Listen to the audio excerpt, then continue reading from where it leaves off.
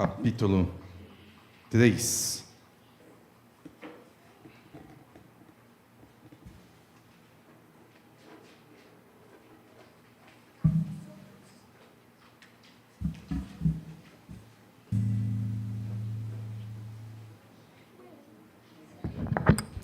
Ontem nós tivemos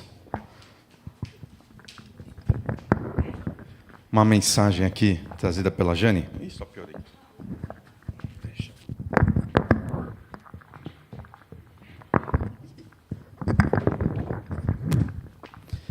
Onde ela falou, baseada no livro de Daniel, mais no primeiro e segundo capítulos.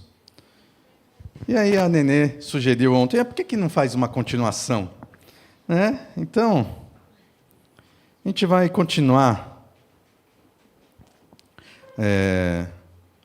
no livro de Daniel. Eu vou, durante a mensagem, eu vou percorrer aqui todo o capítulo 3. Mas agora, para iniciar, eu quero ler com vocês a partir do versículo 16, do 16 até o 18.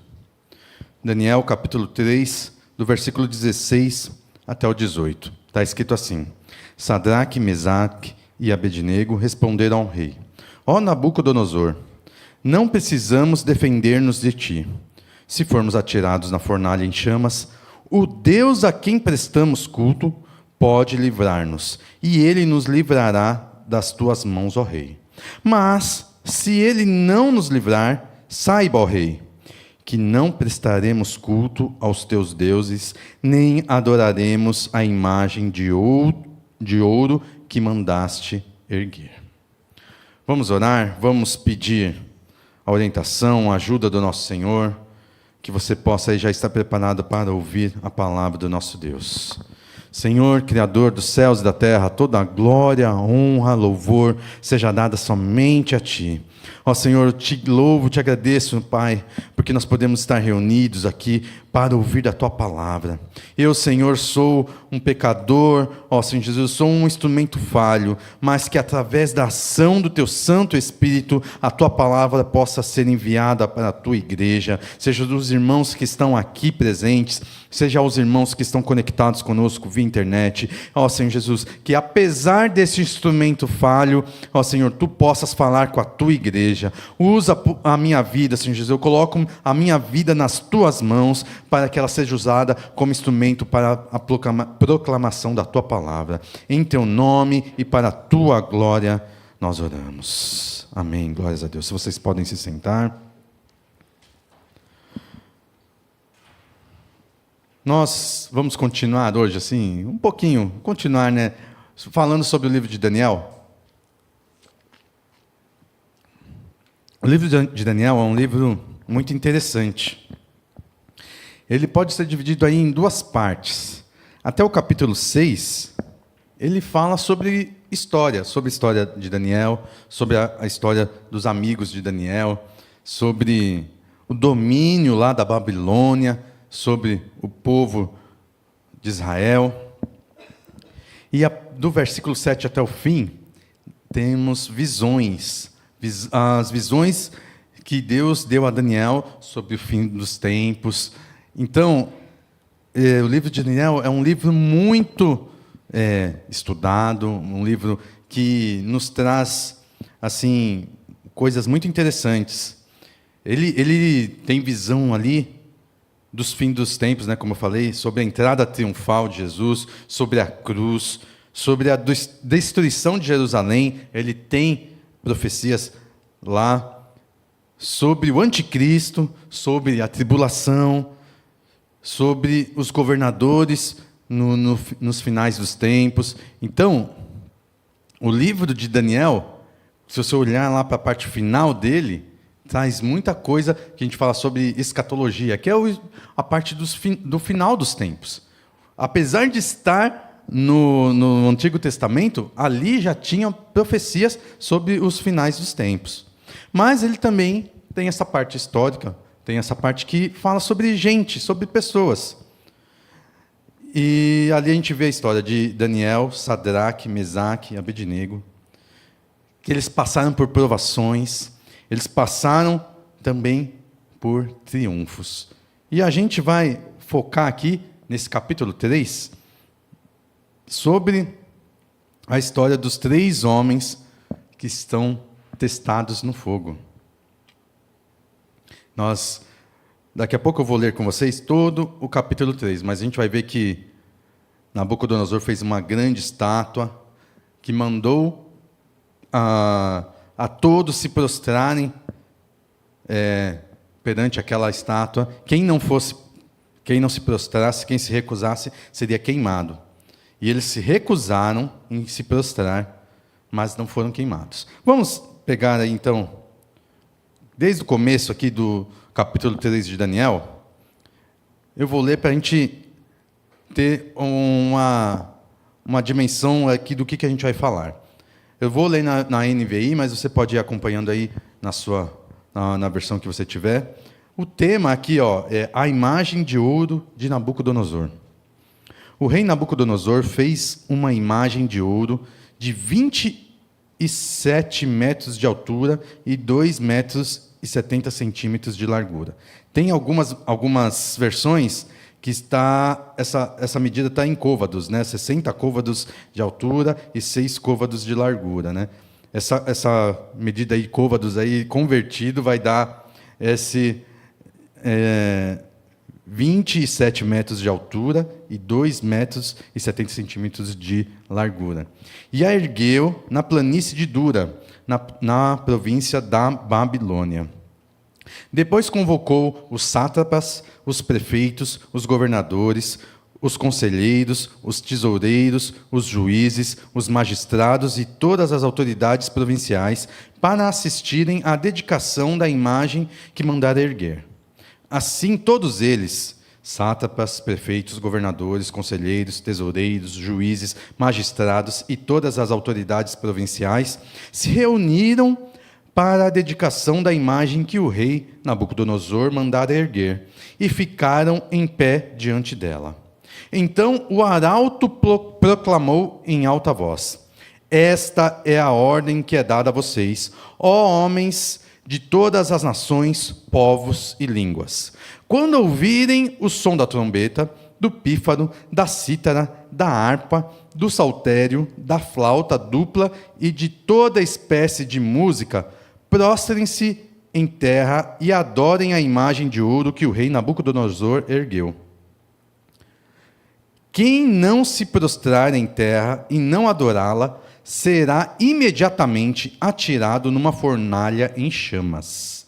Por isso, logo que ouviram o som da trombeta, do pífaro, da cítara, da harpa, do saltério e de toda espécie de música, os homens de todas as nações, povos e línguas prostraram-se em terra e adoraram a imagem de ouro que o rei Nabucodonosor mandara erguer. Nesse momento, alguns astrólogos se aproximaram e denunciaram os judeus, dizendo ao rei Nabucodonosor: Ó rei, vive para sempre. Tu emitiste um decreto, ó rei, ordenando que todo aquele que ouvisse o som da trombeta, do pífaro, da cítara, da harpa, do saltério, da flauta dupla e de toda espécie de música, se prostrasse em terra e adorasse a imagem de ouro. E que todo aquele que não se prostrasse em terra e não a adorasse, seria atirado numa fornalha em chamas. Mas há alguns judeus que nomeaste para administrar a província da Babilônia, Sadraque, Mesaque e Abednego, que não te dão ouvidos, ó rei.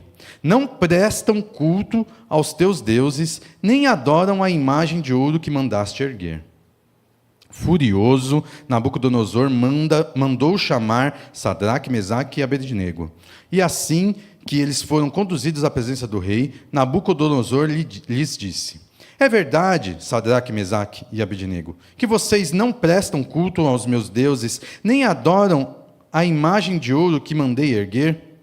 Pois agora, quando vocês ouvirem o som da trombeta, do pífaro, da cítara, da harpa, do saltério, da flauta dupla e de toda espécie de música, se vocês se dispuserem a prostrar-se em terra e adorar a imagem que eu fiz, será melhor para vocês. Mas, se não a adorarem, serão imediatamente atirados numa fornalha em chamas. E que Deus poderá livrá-los das minhas mãos? Sadraque, Mesaque e Abednego responderam ao rei: Ó Nabucodonosor, não precisamos defender-nos de ti. Se formos atirados na fornalha em chamas, o Deus a quem prestamos culto pode livrar-nos, e ele nos livrará das tuas mãos, ó rei. Mas, se ele não nos livrar, saiba, ó rei, que não prestaremos culto aos teus deuses, nem adoraremos a imagem de ouro que mandaste erguer. Nabucodonosor ficou tão furioso com Sadraque, Mesaque e Abednego que o seu semblante mudou. Deu ordens para que a fornalha fosse aquecida 7 vezes mais do que o de costume. E ordenou que alguns dos soldados mais fortes do seu exército amarrassem Sadraque, Mesaque e Abednego e os atirassem na fornalha em chamas. E os 3 homens, vestidos com seus mantos, calções, turbantes e outras roupas, foram amarrados e atirados na fornalha extraordinariamente quente. A ordem do rei era urgente e a fornalha estava tão quente que as chamas mataram os soldados que levaram Sadraque, Mesaque e Abednego. E estes caíram amarrados dentro da fornalha em chamas. Mas logo depois, o rei Nabucodonosor, alarmado, levantou-se e perguntou aos conselheiros: Não foram 3 os homens amarrados que nós atiramos no fogo? Eles responderam: Sim, ó rei. E o rei exclamou: Olhem, estou vendo 4 homens desamarrados e ilesos, andando pelo fogo, e o quarto se parece com um filho dos deuses. Então Nabucodonosor aproximou-se da entrada da fornalha em chamas e gritou: Sadraque, Mesaque, Abednego, servos do Deus Altíssimo, saiam, venham aqui. E Sadraque, Mesaque e Abednego saíram do fogo. Os sátrapas, os prefeitos, os governadores e os conselheiros do rei se ajuntaram em torno deles e comprovaram que o fogo não tinha ferido o corpo deles. Nem um só fio de cabelo tinha sido chamuscado. Os seus mantos não estavam queimados e não havia cheiro de fogo neles.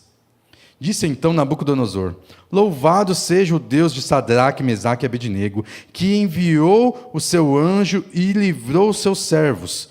Eles confiaram nele, desafiaram a ordem do rei, preferindo abrir mão de sua vida a prestar culto e adorar a outro Deus que não fosse seu próprio Deus.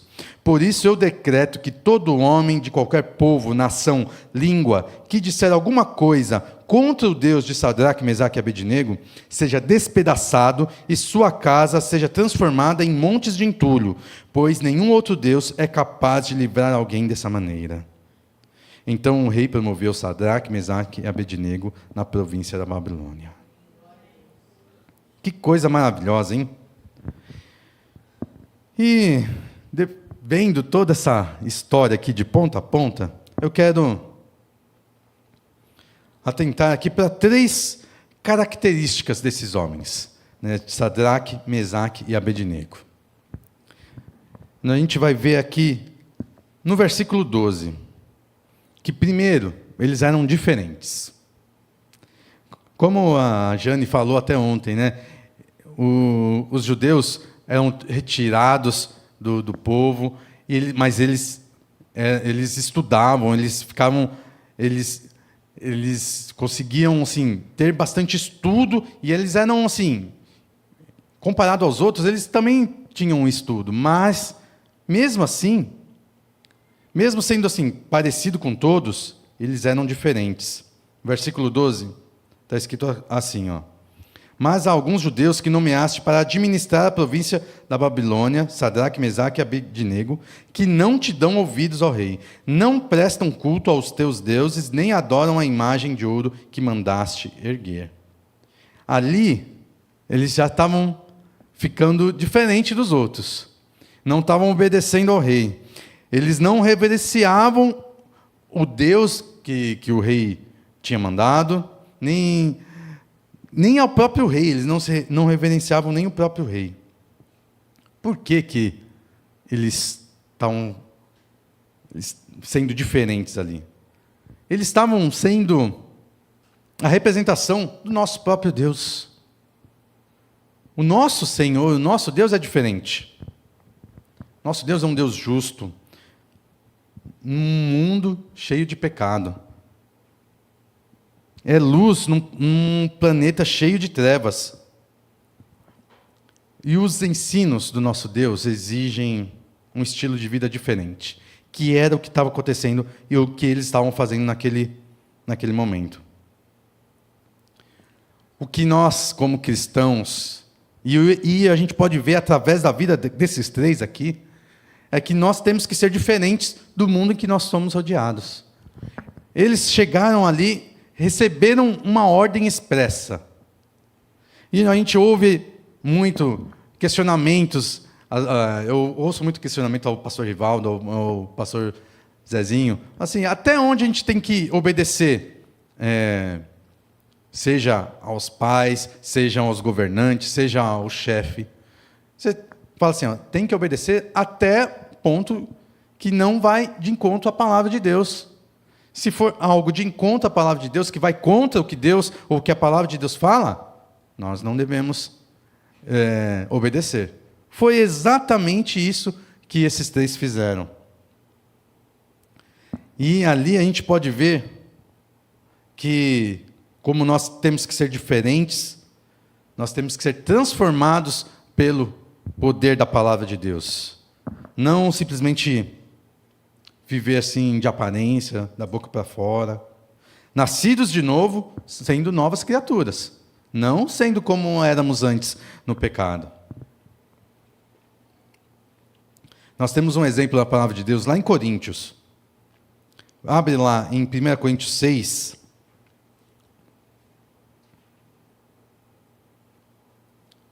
1 Coríntios 6, a partir do versículo 9. No versículo 9 até o versículo 11 está escrito assim: Vocês não sabem que os perversos não herdarão o reino de Deus? Não se deixem enganar, nem imorais, nem idólatras, nem adúlteros, nem homossexuais passivos ou ativos, nem ladrões, nem avarentos, nem alcoólatras, nem caluniadores, nem trapaceiros herdarão o reino de Deus.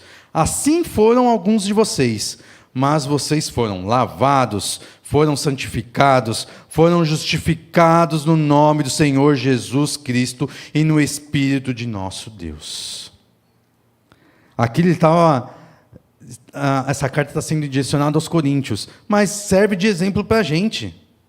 Eles eram pecadores, eles tinham um porte, um andar diferente, mas isso era passado. Eles deixaram de fazer essas coisas. O próprio Paulo foi transformado. O apóstolo Paulo, lá em Filipenses 3, a gente vai ler sobre isso. Filipenses 3, do 7 ao 10. Filipenses 3. Está escrito assim: Mas o que para mim era lucro, passei a considerar como perda, por causa de Cristo. Mais do que isso, considero tudo como perda, comparado com a suprema grandeza do conhecimento de Cristo Jesus, meu Senhor, por quem perdi todas as coisas.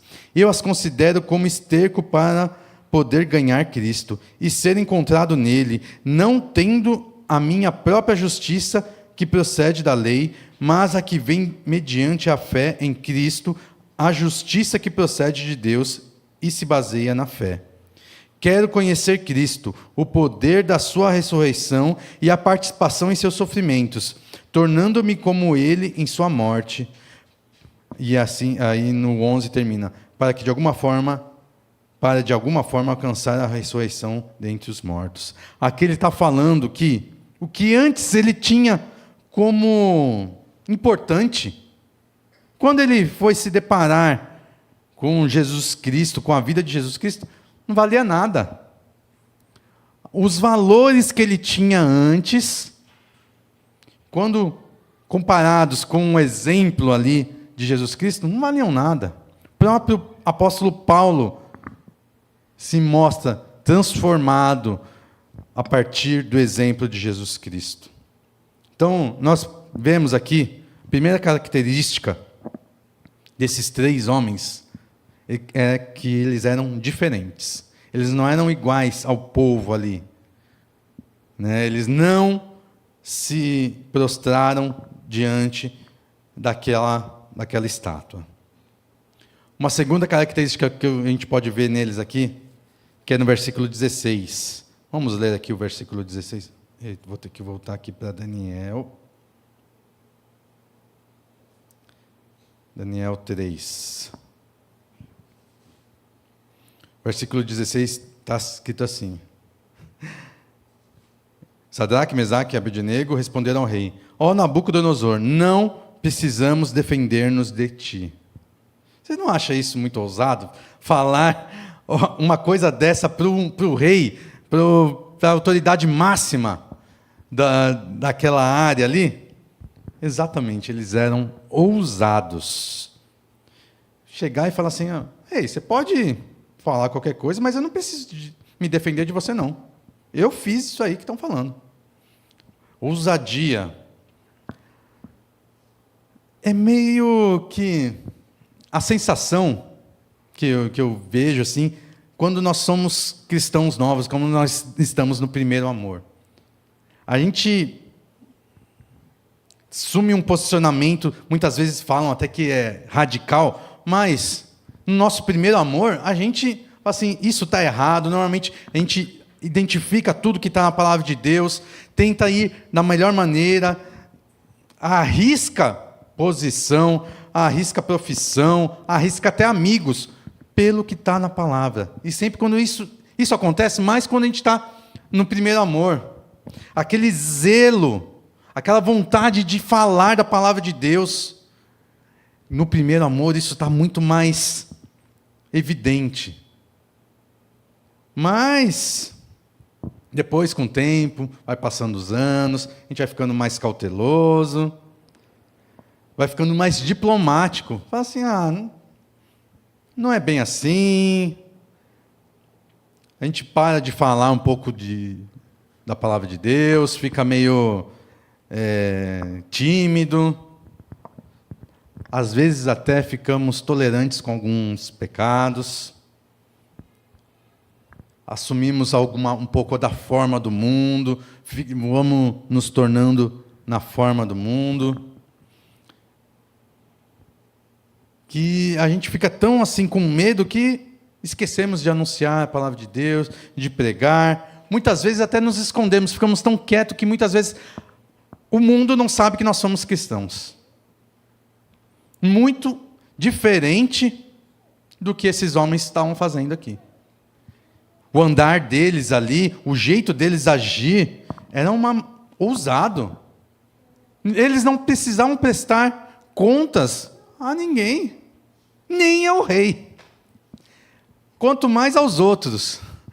Eles estavam com ousadia. Sabiam que estavam fazendo o correto perante o Deus deles. Eles não deixaram de ser ousados. Então, a gente já viu aqui que eles eram diferentes, eles eram ousados. E a gente vai ver nos versículos 17 e 18 que eles eram dedicados. Vamos ver aqui no 17 e 18. Olha o que eles falaram. Se formos atirados na fornalha em chamas, o Deus a quem prestamos culto pode livrar-nos, e Ele nos livrará das tuas mãos, ó rei. Mas se Ele não nos livrar, saiba, ó rei, que não prestaremos culto aos teus deuses, nem adoraremos a imagem de ouro que mandaste erguer. Eles sabiam o que eles estavam fazendo, eles conheciam o Deus a quem eles estavam servindo. Não era um Deus de mentirinha, não era um Deus que eles conheciam só superficialmente. E eles falaram assim, eu conheço o Deus que eu sirvo, e eu sei que se Ele quiser, Ele vai me livrar. Você pode me jogar em qualquer lugar. Eu sei que Ele pode. E eu sei também, e aí a gente vem falar uma coisa que a pregadora de ontem falou, e a gente vai lembrar de novo, da soberania de Deus. Eles falam aqui assim, mas se Ele não nos livrar, Isso não quer dizer que o Deus que eles serviam não existia. Isso não queria dizer nada. Eles falaram assim, ó, vai acontecer do jeito que ele quiser. Não é do jeito que eu quero, não é do jeito que o rei quer, mas é do jeito que o Deus soberano quer. Aí está eles reconhecendo a soberania do Deus que eles serviam. O Deus que é soberano para fazer do jeito que ele quiser.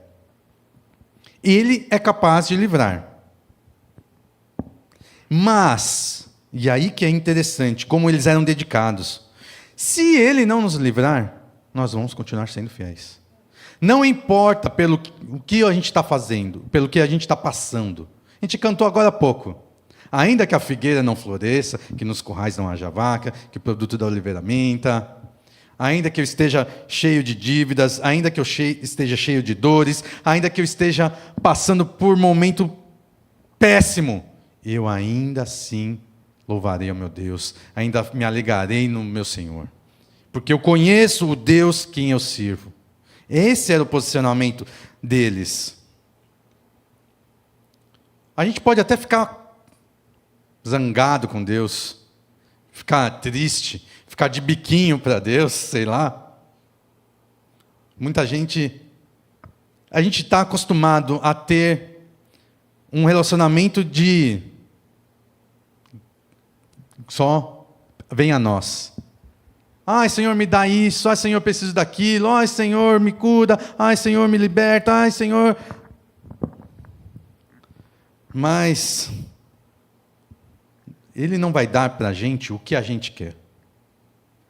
E é isso que nós temos que sempre deixar claro, e não só para a gente, para o mundo todo. Nós somos servos.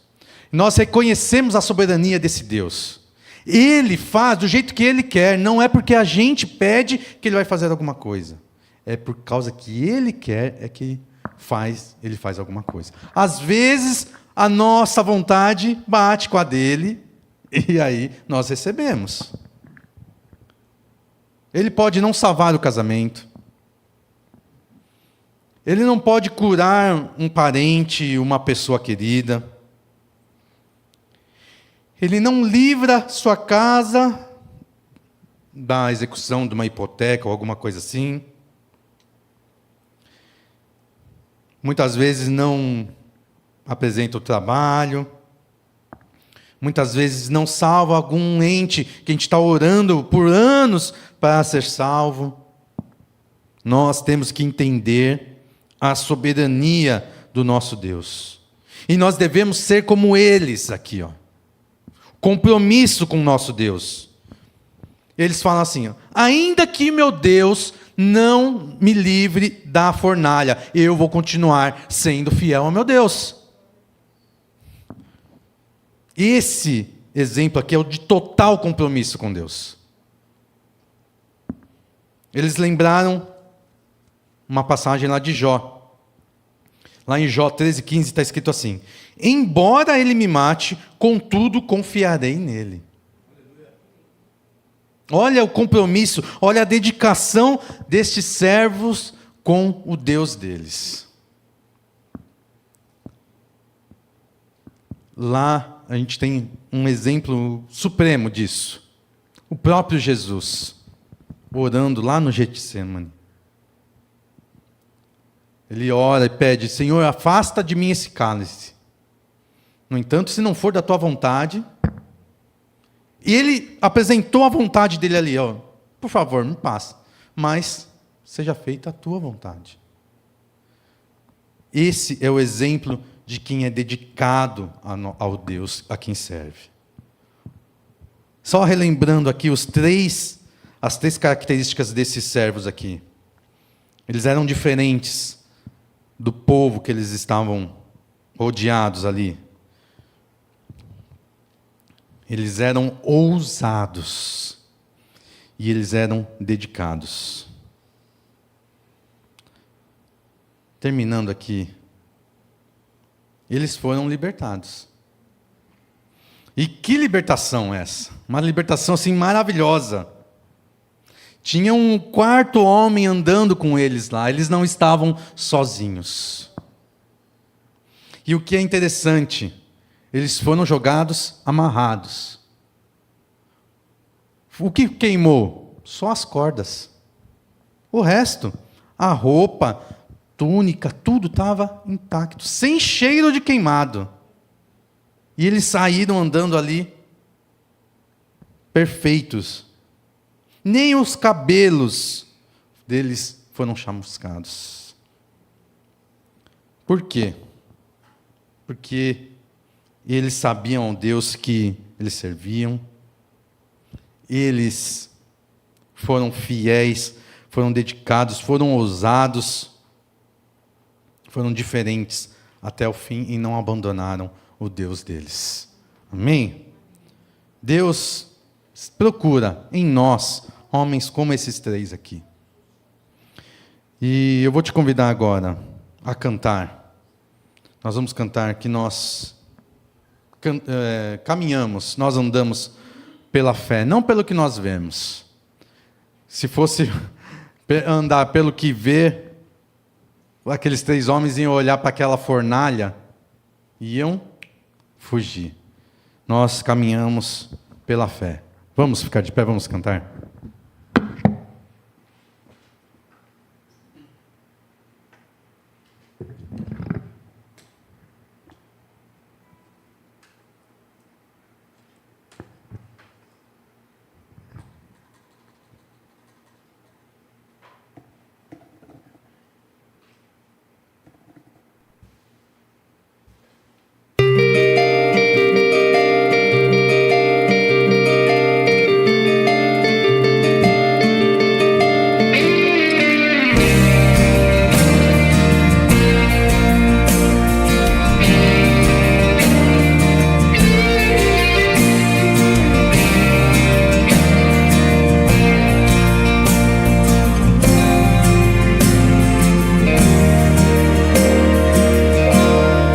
Sei que eu posso acreditar, sempre que tua voz me falar, tua vontade eu vou seguir, cada dia me guiar.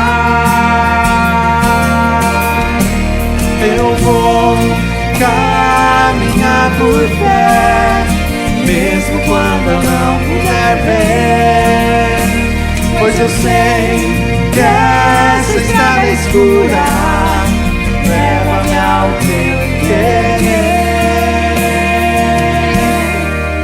Ajuda-me aos medos vencer, teu sopro faz-me renascer.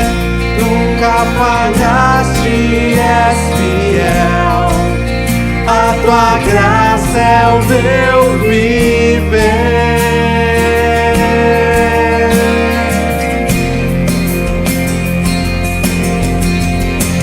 Eu vou caminhar por fé, mesmo quando eu não puder ver, pois eu sei que essa estrada escura leva-me ao teu querer. Mesmo fraco, teu rosto eu posso ver.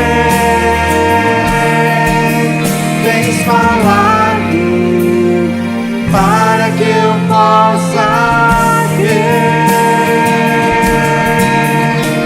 Eu vou caminhar por fé, mesmo quando eu não puder ver, pois eu sei que essa estrada escura leva-me ao teu querer.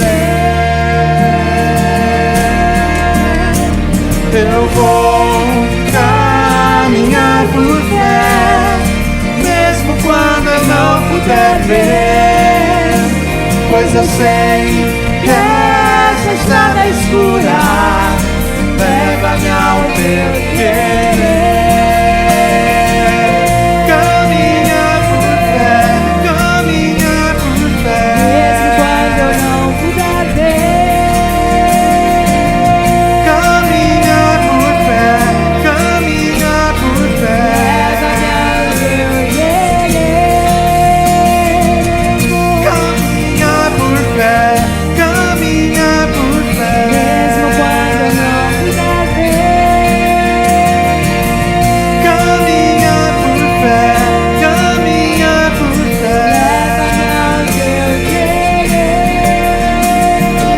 vou caminhar por fé, mesmo quando eu não puder ver, pois eu sei que essa estrada escura leva-me ao teu querer.